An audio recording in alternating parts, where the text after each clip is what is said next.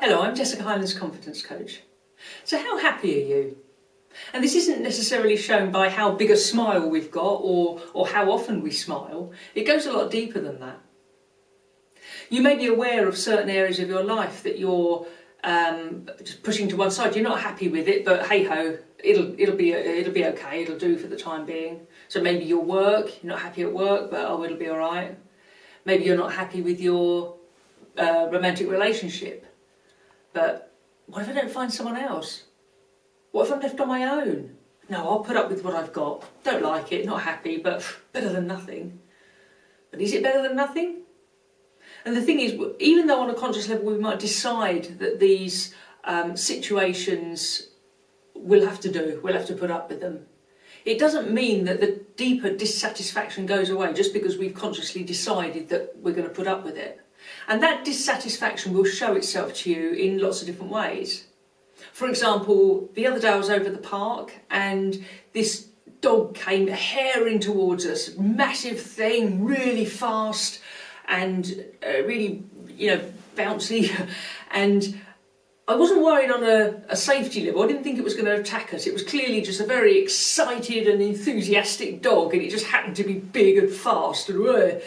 But my reaction to it was I absolutely stood stock still. I was really feeling, not scared, but vulnerable, and I was close to tears.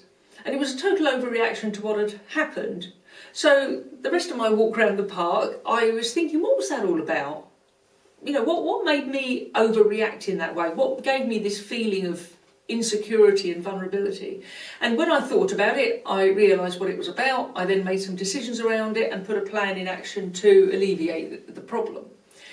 But had I not reacted to that, had I either ignored it or not recognised it as odd, that my reaction to that dog, I believed then that later on I would have got another signal, a little bit stronger, and another one, a little bit stronger. All the time I'd be ignoring it or not noticing it, a little bit stronger. For me, muscle tension would be a stronger signal, if you like, or a migraine would be a strong signal for me.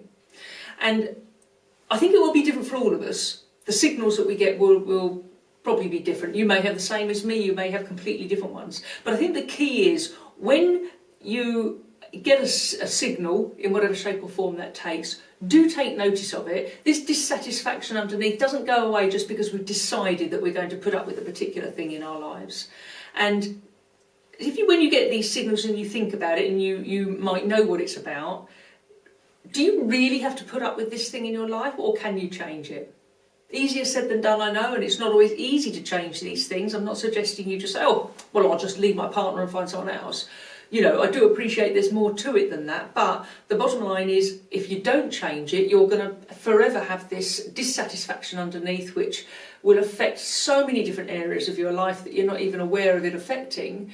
And also, as in my experience, these things, if we do ignore them, they can present themselves as actual illnesses in the end. The signals get stronger and stronger until you do something about it.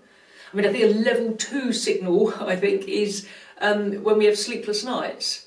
I imagine when it gets to that stage, we've probably had a couple of signs before that we haven't recognised or haven't dealt with or haven't acted on. So then we might have some sleepless nights, which might be not a normal thing for us. If it is a normal thing, has it been going on years, these signals? Who knows? A sleepless night, of course, can be because of loads of different things. It might be the food you're eating, it might be what you're drinking, it might be a particular thing that you're trying to work through that's causing it, or it could just be a signal that essentially this is your body going, excuse me, this needs looking at, this needs dealing with. So if you get any signals, don't ignore them, I think is what I'm trying to say here. So I wish you all the best in sorting out whatever it is that's giving you this underlying dissatisfaction, and so that you can lead a happier life. So if you need any help, of course you know where I am, and I'd be happy to have a chat with you about it. Otherwise, I wish you all the best, and I'd love to hear how you get on. So thanks for listening. Speak to you soon. Bye for now.